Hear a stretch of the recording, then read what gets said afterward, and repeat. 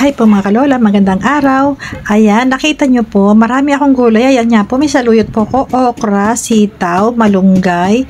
At ayan nga po, mayroon din po tayong kalabasa at talong. At ito po yung mga sangkap natin gagamitin. Mayroon din po tayong bagoong na isda at ayan po ang ating paminta.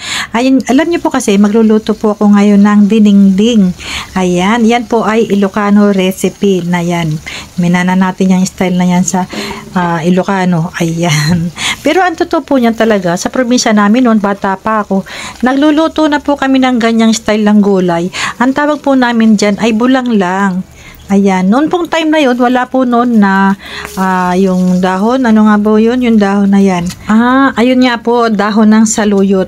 Noong time na yun, wala pong dahon ng saluyot ako nakikita sa amin nung bata pa ako. Yan po, mahilig po magluto niyan yung lola ko noon dati. Ayan. Tsaka yung mother ko din. Ayan nga po. Ayan. Bali po pinagsama-sama lang po natin yung mga gulay. Ganyan. Ayan. Sunod-sunod na po natin inihalo. Ayan. Yan po ang pagluluto ng dinengdeng. Yan. Sa aking kaalaman. Ano? Ayan. Alam nyo po masarap to. Ayan. Na kung tawagin nga po sa amin ay bulang lang. At ayan nga po pala. Naglagay na rin ako ng talong. Alam nyo po yung talong na ilang piraso na yan ay nakuha ko po doon sa aking tanim. Ayan, may tanim po kasi akong talong. Pero ayun nga po yung guest namin, wag na daw po akong magtanim ng mga gulay-gulay dito sa amin. Ayan, ay kasi daw po ay ang gusto niya kasi flat lang, puro damo yung gitna, tapos sa gilid maglagay-langgay lang ng mga bulaklak lang ang gusto niya. Ayan, malapit na po maluto ang ating dinengdeng. Nailagay na po natin yung bagoong kanina. Alam nyo yung itong guest namin, siya yung naghiwa-hiwa po ng gulay na yan. Ang ginawa niyang paghihiwa doon sa kalabasa, hindi niya binabalatan. Sabi ko, ang hindi lang binabalatan, ang alam ko yung mura pa na kalabasa. Ay sus, hindi, malalambot din daw po yun. At pati nga po yung malunggay, digay hagot malunggay ho ang ginawa doon sa aking malunggay. Ayan, makikita niyo yung malunggay diyan. Ang ginawa niya sa malunggay, talagang hagot malunggay, mahaba, andan pa rin yung mga tangkay-tangkay. Ayan. Pero yan nga po yung nabawasan ng mahabang tangkay-tangkay. Ang ginawa ko nga po ay aking hinimay-himay yung malunggay.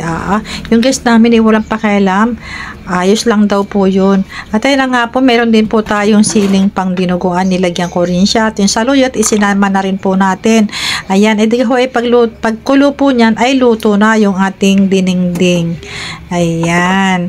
Pasensya na po dun sa mga expert magluto ng ganitong dinengdeng. Ay dalhin, ako naman ho ay nakikigaya-gaya lang din ang pagluluto. Ay hindi naman ho ako expert. Ayan. Ay basta makagawa lang po tayo ng sabaw. Dahil nga po ayan ay masustansya, diba? Masustansya yung ganyang gulay.